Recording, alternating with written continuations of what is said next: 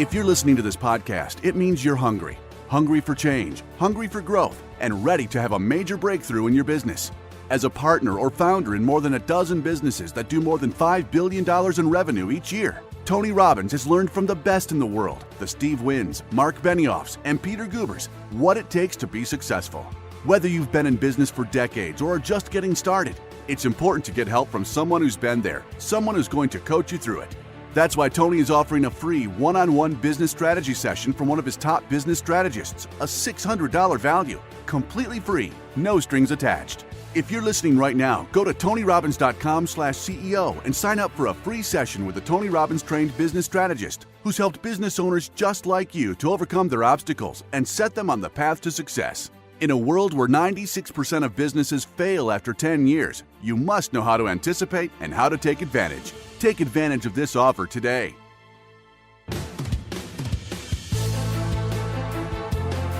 Hey everyone, welcome to the Tony Robbins Podcast. I'm Anna York, the editorial lead for Robbins Research International.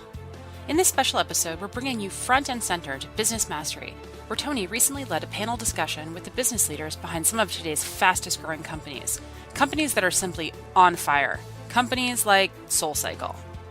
Chances are you've either been to a SoulCycle class or you've had a friend who's raved about it, because it's really taken the fitness world by storm. And one of the key players behind this new fitness phenomenon is CEO Melanie Wellen. Melanie has served as SoulCycle CEO since June of 2015, and in this very short time, she's helped take the company from 7 operating locations to 70 jam-packed studios across the nation, and they're still growing exponentially. So what makes SoulCycle such a powerhouse? During this interview, which had the audience absolutely riveted the whole time, Tony and Melanie talk about SoulCycle's unique workout culture, their hiring process, and the customer experience that they've built so consciously that it's created raving fans in every single location. Melanie reveals just how they've been able to manage the rate of the company's enormous growth while still retaining its culture. She also talks about the secrets behind what makes SoulCycle stand apart from and above the rest. Let's hear the interview. Melanie, thank you for joining us. Thank you so much for having me. Gosh, watching that video, I feel like we're brothers and sisters on a path around here. That's why I'm so thrilled to be here, finally. Yeah. You really amazing what you guys have created. Tell us, I know you aren't the founder, you're the CEO, but you're making it grow and scaling it. Tell us a little about the history for people of how this came about to start with, the two ladies who started, what their intention was, if you would. Absolutely. So who here has been to SoulCycle? Awesome. So for those of you who have not been to SoulCycle, you've been to SoulCycle too. Awesome. Big fan over here. It's so great. So what we really create in the room, and hopefully what this video shows you, is it's really an experience. When you walk into the studio, what we always wanted you to feel was that this was part of your family. You know, we're a hospitality company first, and we really get to know our riders, why they've come into the studio, what's going on in their lives, and we want to make those genuine connections with our riders from the moment they hit the lobby door. Once you get into the actual studio, it's a candlelit space, and you have 45 minutes disconnected from technology where you're moving to the rhythm of the music. And just as it says in the video, you push yourself further than you even knew possible because you have 55 people moving with you together. So when Julie and Elizabeth founded the company, the idea was that they had each moved to New York, one from Colorado and one from Los Angeles, and that where fitness was really part of their lifestyle. They would go either spinning or to yoga or go hiking, and they couldn't find anything in New York where they could connect with friends and have a community experience that was also fitness-based. And so they created a marketplace, basically, to put the product into. You know, there was no boutique fitness when SoulCycle launched in 2006. And we always say that, you know, SoulCycle needed to be created, and this entire industry was sort of born behind it. But the idea was that it was a space that was social and was joyful, and it gave people a way to connect in a time where we're increasingly connected to cell phones and devices. And as much as we say we're connected more now than ever, we're actually really disconnected. And what SoulCycle does is give you that space not just to connect to each other in the lobbies, but to connect to yourself and really set an intention on those handlebars every time you walk into the studio. How do you create that? First of all, give a hand, but that's awesome, man. Everyone talks about, you know, giving people an experience, designing an experience, but only a few companies really pull that off. And you have how many locations now? We just opened our 70th location on Friday in Very Seattle. Nice. Congratulations, that's awesome. That's awesome. So when you've scaled to that level, that's the secret, right? How do you do it? So I remember talking originally with the gentleman who took over, he ran MTV and eventually took over Six Flags. And one of the things he did at Six Flags to turn it around is he pulled all the employees together and said, we're going to compete with Disneyland. And everybody's rolling their eyes. But he told me the reason for doing that was first to train them. They used to be comparing themselves to the county fair, right, to raise pieces. But the reason I bring it up is he did this big meeting with everybody and said, we want to treat everybody like family. This is going to be what the culture is about. And then he said later that day, and he's not very famous looking, right? So he's walking around, checking things out, and he watches this mother who gives her son an ice cream cone, and he slams it in the ground. It's ice cream everywhere, all over the concrete. And the janitor runs up and starts screaming at this mother about her child. And he witnesses the whole thing. His heart's beating out of him. He runs over, separates the janitor from the woman, apologizes to the woman, buys another ice cream cone, and then goes to the janitor and says, what are you doing? We just had this conversation about treating people like family. He goes, that's what I do with my family if they threw an ice cream down like this. Right? So he realized he had to be more specific to create culture, and that what he had to do was at Disneyland, they have rules, I'm sure you know, cast members, right? When someone gets within 10 feet, you must make eye contact. When they get in 5 feet, you must smile. Whether they get in 5 feet to 3 feet, you can say one of 5 things. If they ask to go to the janitor or to the bathroom, you walk them to the bathroom. So what he began to realize is I need specific rules to make that happen. How do you guys create this culture in new locations with new staffs and really create the same quality of experience that you're famous for? Yeah, so it's a great question and much harder to execute than it is to actually talk about. Yes, I understand. So when I started with the company, we had 7 studios all in New York, and we knew that we had grand ambitions for the business and where we wanted to go. And so what we did is we took a step back and we really said, what is the culture? What is it that we stand for? And we got really clear on what it is. And the sort of overarching principle, we have 10 core values, but the overarching philosophy is that we're a culture of yes. And we believe that there is a yes in every interaction with a colleague, with a rider, with anyone that you come across in your day. And then what we do is we empower our teams to make that yes happen. Yes. So if you don't get into class or you don't get the bike that you wanted, I'm going to make sure you get into that class next week, you get into the next class, you get top of the wait list, you get that bike, or you get a piece of retail. We are going to make it happen for you in that moment. And when you get really clear on what your culture is and what you stand for, then you take one more step back and say, now, how do I hire for that kind of attitude? You know, we believe internally that you hire for attitude and aptitude, not for experience.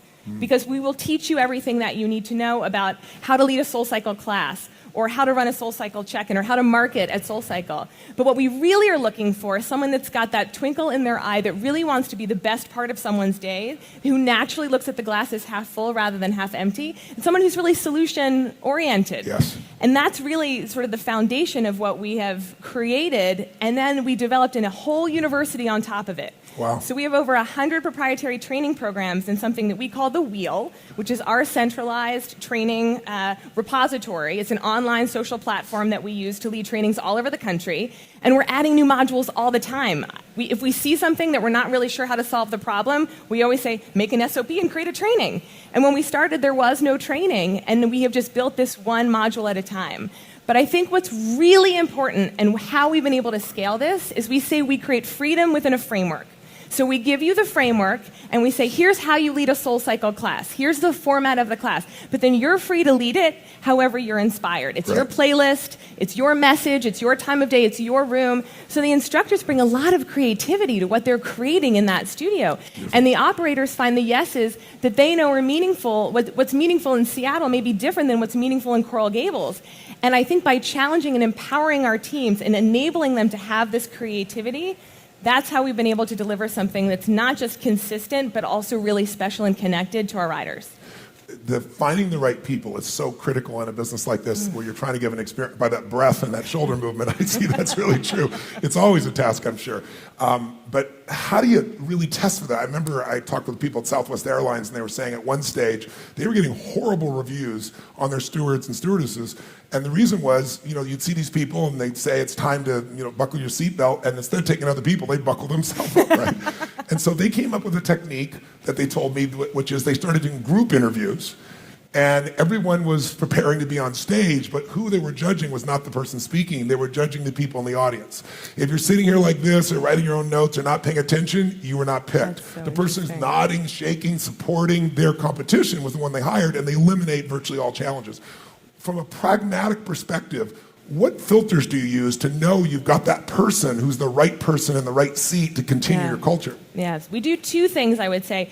One, we run all behavioral interviews. So we ask a lot of questions having nothing to do with SoulCycle. So tell me about the worst day that you had at work and the best day you had at work. And then we see how they answer that question. Do they lead with the positive or do they lead with the negative? And then how do they close it out? And do they frame it as an opportunity or a learning experience or something they're completely dejected about? And we have a whole series of questions that we ask that really just try to help us understand how someone thinks. And then I think the other thing that we do is we run shadow shifts. So we bring people in. You know, people think that they want to work at SoulCycle because they're riders and they love it, but it's a lot of work on the back end. And we want to make sure, I always say to people, if this is your special place, you might not want to be on the other side of the desk. You might want to keep this as your special place. Yes. So we bring them in for a shift, and we watch how they vibe with the team. Do they run into the trouble, or do they run away from the trouble? Because there's a lot that's coming at you when you've got 60 people coming in and 60 people coming out, and everyone wants shoes and water and retail. Do you run into that fire, or do you run away? So right. I think the combination of the qualitative and then putting them into the circumstances, Yes. so we're making it work so far. Well, you're certainly hard with the expansion that you've done. So you've gone from 7 to 70. Is that one Yes. on your watch? Give her a hand for that. That's spectacular. Really spectacular. The company was sold to which company was it? I'm sorry. Equinox. Yeah, Equinox made the purchase. The founders made, I heard, $90 million each. It was pretty amazing. Did they run the company for 5 years before they sold us? Tell us a little bit about the transaction, how that came about, if you can.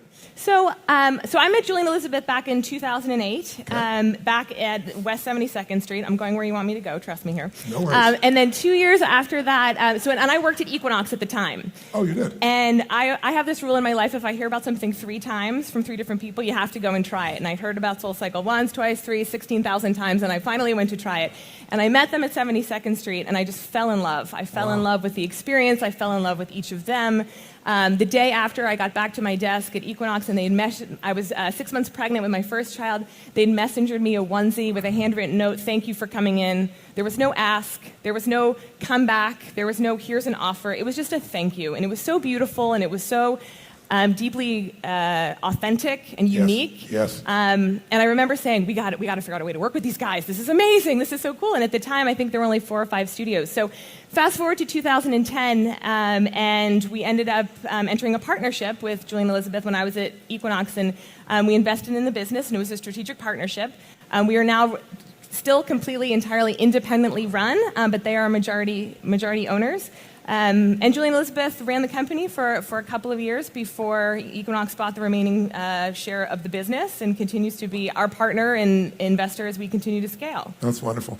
There's people that go, I have not been, quite honestly, but I'm ready to sell my Peloton after watching that video. That's how it works here. I can help you with that. You could help me with that. The people go tell me that it's like a tribe. That's the word I've heard used most often. Tell me, what is the goal? What is the metaphor or group of metaphors? I see warrior, I see legend, I see rock star. Aspirational is really huge. Tell us a little bit about what people experience and what identity they get from being a part of SoulCycle, if possible. And is that a conscious effort, I would assume, but I don't want to assume anything. I want to ask. So underneath all of this, we say we're in the business of personal transformation. The bike is merely... The business you're really in. Exactly. Yeah, got it. The bike is the vessel to create the change. Got it. So what people come to us for the fitness, and I say this on the video, they come for the fitness, but they stay for the breakthrough they have on the bike. What we create in 45 minutes with no technology, with someone in front of you, pushing you harder, inspiring you, and giving you messaging saying you can do better tomorrow than you did yesterday. You can be stronger in your life, or you can push...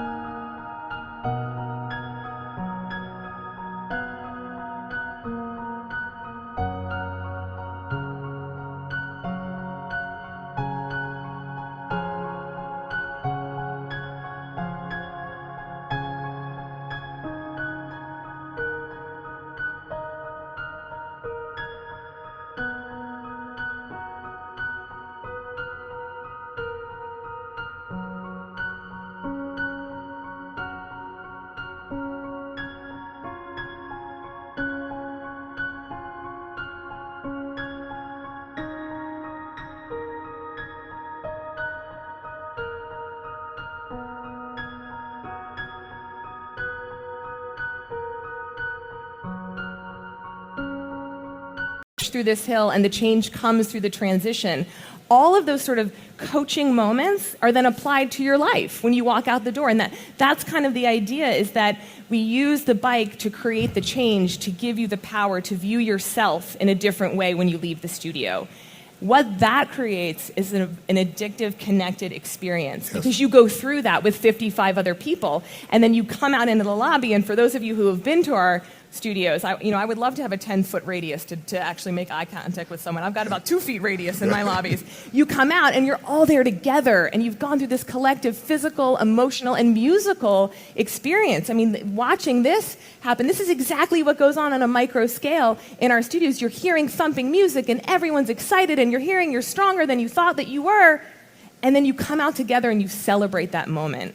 Well, you're coming back the next day and the next day after that, because where are you getting an experience like that in your day-to-day life? So that's really, I think, where the tribe comes from. That's really cool. Why? I know this is a rhetorical question to some extent, but I like your opinion. Why don't more people copy what you do when you're this successful? I know there's been a few, but there aren't a lot. Most of them are still running it. What's the difference? Why don't people take apart? And what really separates you? I've heard several ways, but what, in your mind, what separates you from all the other type of spinning classes a person could go to? Yeah, there have been a lot of copycats all over the world. It's fascinating what people are willing to knock off and call their own. Yes. I truly believe what separates us is our people and the way that we invest in our teams. So I think we hire the greatest people. I think we retain them because we invest in them. We train them, we give them the skills to be successful, not just in the role that they're in today, but with a high-growth company, we're always pushing people into jobs before they're ready. We relocate them to a new market. We promote them to run a market, to run more studios, to come into our HQ office and do a new job. It's so inspiring when we're mission-driven and also giving people so much opportunity for growth within the company. And I think by investing so much in our teams, our retention rate is well north of 90%. And so we are creating these authentic connections in the communities. And I don't think other companies necessarily have done that. Yeah, 90% retention. That's quite extraordinary, to say the least. Quite extraordinary. Give me that. What has been, there's been a massive growth on your watch. What has been one or two of the biggest challenges you faced, and how'd you turn them around? What would stand out for you? I think probably if I could tell one story. So the way our business works is we release all of our weekly reservations Monday at noon, and it's our sign-ups period, and our whole week goes live. And over 30% of our weekly reservations are booked within the first 15 minutes. So it's a very frenetic time. We've got a lot of people pounding our servers. And we decided to rebuild and relaunch our website back in 2013, I think. And we definitely weren't ready, and we definitely should not have switched over. And we launched it, and the whole thing crashed. And what was great about that moment was the entire company knew that this was a huge priority for us. We were much smaller at the time. We had probably only 100 and some people in our HQ office. But because everybody was clear that this was the highest priority, everybody piled on to make it okay. So if you think about it, we've got all these people that are trying to book their bikes, and they can't book their bikes, and they're frozen out. So our whole HQ office became a customer service center. Wow. So we're all calling riders. We'll get you in for your class. Don't worry, I've got you top of the wait list. We're going to figure this out for you. And it was really cool to see the whole company come together and figure it out and find the yes, right? We're a culture of yes. We all found the yes. They were long nights. Yes. It was a long weeks, but I think what it taught us in that moment was be clear on your intention with the company, be transparent with your goal, because then when things don't go right, everyone sort of piles on to help because they're aligned with the vision and where you're going. I have tons of stories of challenges we faced, which I think is just the nature of a high-growth business. But that was one of the more challenging times, I would say, was booking 10,000 people manually in our HQ office. I can only imagine. What are you most proud of that you've accomplished thus far? I can tell you that we never dreamed the business was going to be this big. Wow.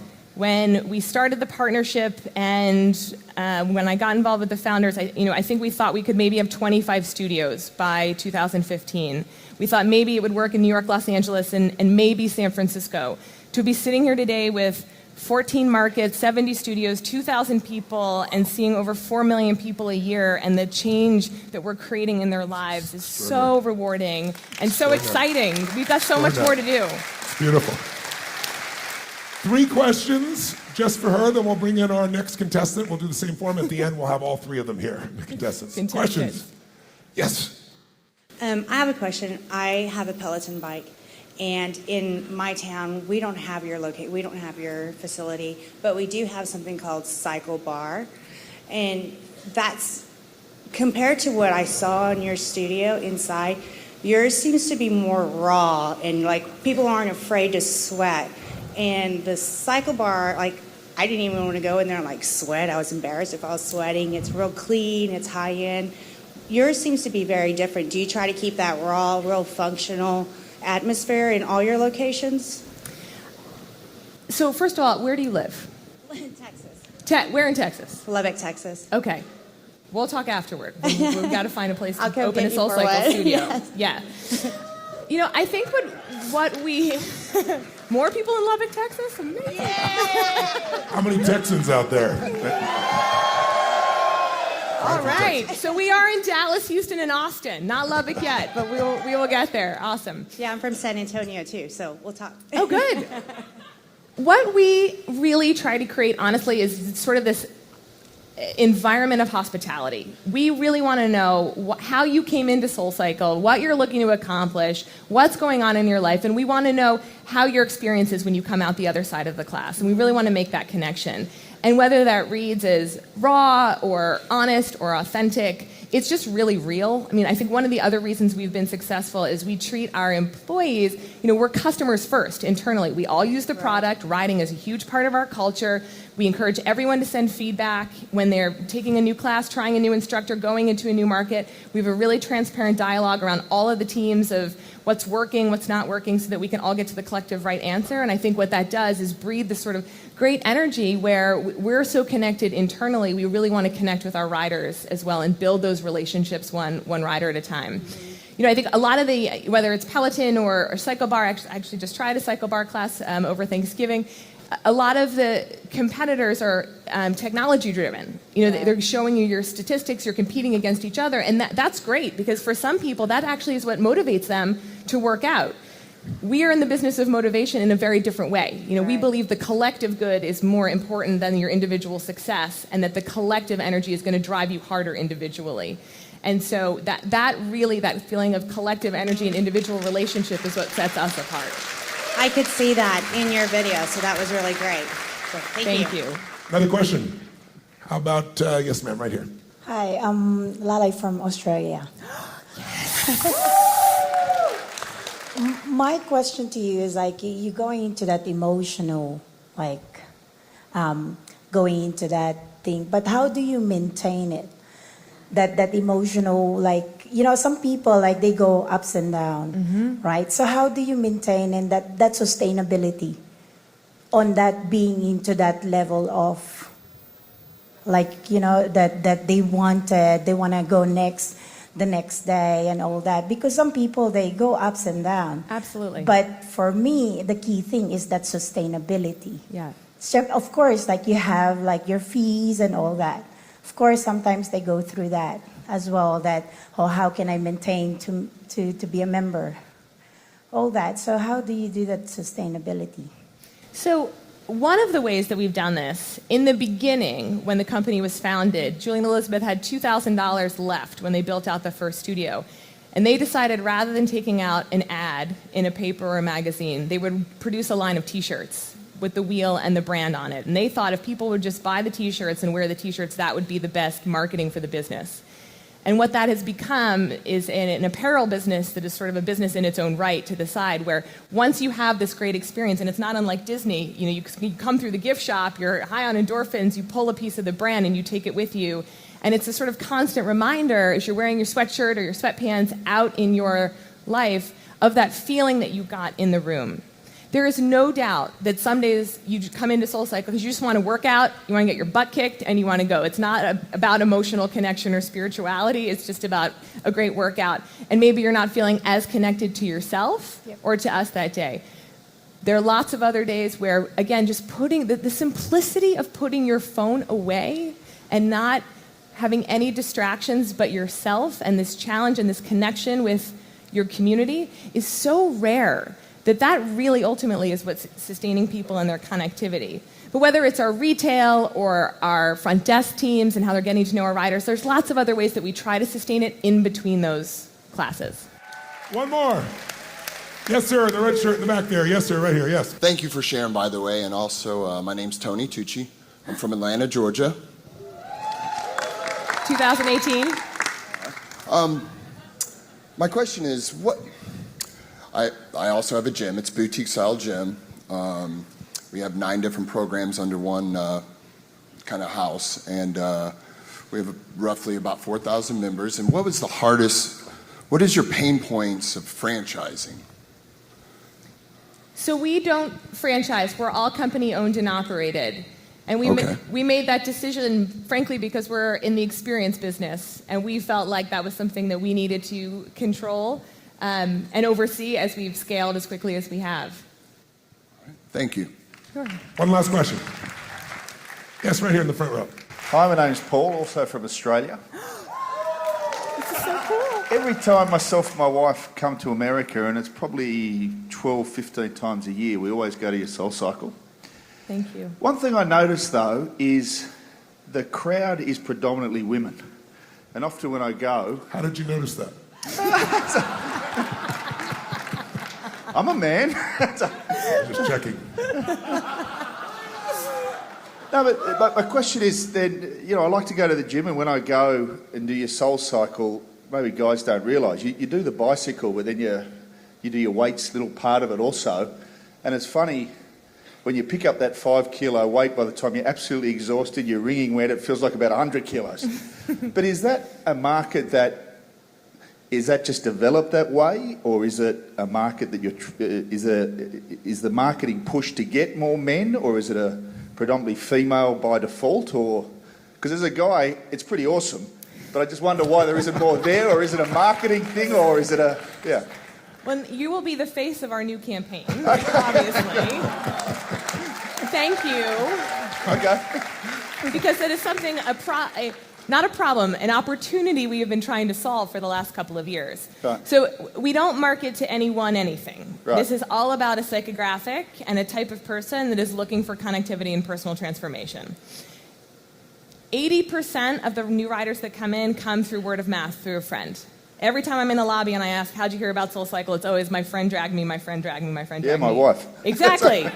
So the other thing is, if you go to our different studios, depending on time of day. So I live in downtown New York. If I go into our studios for the 6 and 7 a.m. classes, we call those our rooster classes, because those are people that want to get up, they want to get it in, they're hard charging, they're going to work. That's probably 50-50 male-female. Right. 8:30, 9:30, 10:30 in the morning. If you're coming for vacation, maybe that's when you're riding. That may be a little bit more female. And the evening, especially in our urban markets, is usually a little more 60-40 female-male. So it really ranges by time of day and market that we're in. But there is something about group exercise that is always skewed a little more female. Yeah. But what we find is once we hook them in, they're hooked. Yeah, I love it. Thank you. Give him a hand.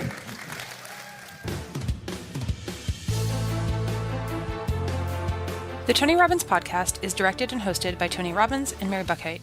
Anna Jorg is our editorial director and occasional host. The podcast is produced by Carrie Song and Tyler Culbertson. Jamie Carvajal and Adriel De La Torre are our digital editors. Special thanks to Diane Adcock for her creative review. Copyright Robbins Research International.